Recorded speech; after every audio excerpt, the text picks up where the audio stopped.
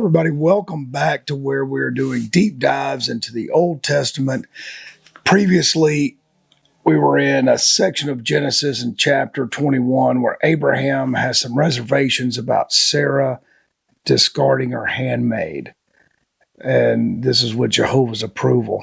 Really interesting. If you want to know more, go to the previous video. And excuse me today, I got a little sore throat on Sunday. I was talking a little too loud. Just caught up with me. So we're moving on in Genesis chapter 21, verse 12, where Jehovah tells Abraham, hey, don't worry about what you did in your youth. You know, having sex with the sex slave and having a kid. No worries. No big deal. It was strikingly strange. And he says, it's okay. Basically, I mean, the moral of that story is that, you know, we all make mistakes. You had a sex slave, you had a kid, and he just casually discards it. Jehovah casually discards it. And to me, this goes to the hearts and minds of seeding, you know, like you're telling people like, hey, it's okay. Don't worry about, your indiscretions. Seems kind of weird, but that's all right. I know for those of y'all that are new, we just ask questions of the Bible, 3, 4, 5, or make some pretty bold comments. And if that is entertaining and spiritual enlightening for you, or does that cause you some sort of heartache? If it causes you heartache, you're definitely in the wrong spot. We're just trying to pick out nuggets that we can use and see what sort of value we can gain from these ancient texts. And so there were no methods. You know, Jehovah didn't offer any methods of reconciliation with his son from the handmaid, the sex slave. It was just casual dismissal. But then he goes on to say, he's your seed, so I'm going to give him a nation. I'm just giving him a nation. You know, you had this sex slave child, and don't worry about it. We'll give him a whole nation to rule over. You know, how does this aid the regular person? You know, the regular Joes like us just reading and wanting to understand and comprehend this. Because every man's son does not get a nation.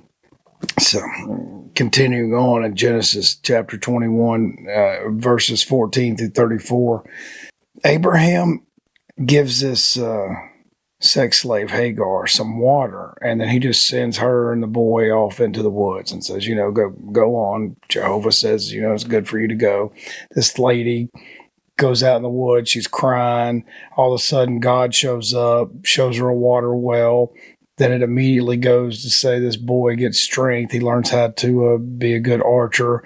And then somehow, without any description, Abraham finds out, and there's an owner of this water well, apparently, Abimelech, however you say that. And so Abraham finds out, goes and gives this guy some sheep and gives him some cows. And he says, I'm giving you this in exchange for a covenant that you're going to tell everybody that I dug this well, and I dug it for her. And apparently the well's already there, so now is Abraham lying again? He's not the moral character that we've been told, obviously, especially if you go back and watch some of our previous videos. And then he just hangs out in this land of Beersheba and starts preaching in Jehovah's name.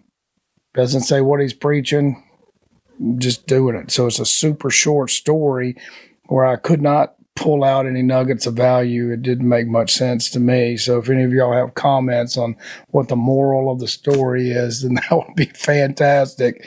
But my question is, what does he just leave his other family? He leaves Sarah and Isaac and just goes off to, protect his sex slave now? Or Jehovah was telling him previously, don't worry about it. I'm giving them nations. Already took care of them. I don't know. It's a strange thing. And then he goes on to the Philistines for many days. So that is it. You know, guys, here we do these deep dives, and in our other channel, Mystics of Texas, we go deep into other topics where we believe the infinite gives us a whole myriad of tools that are right in front of us and available for us to use, for us to discover, for us to practice, to know ourselves better, to build better relationships, and to meditate and commune with the divine the best way we know how. If that appeals to you, then check us out there. If you're in the local area, come by and see us. We get together every Sunday at 1:15. I appreciate it. We'll see you next time.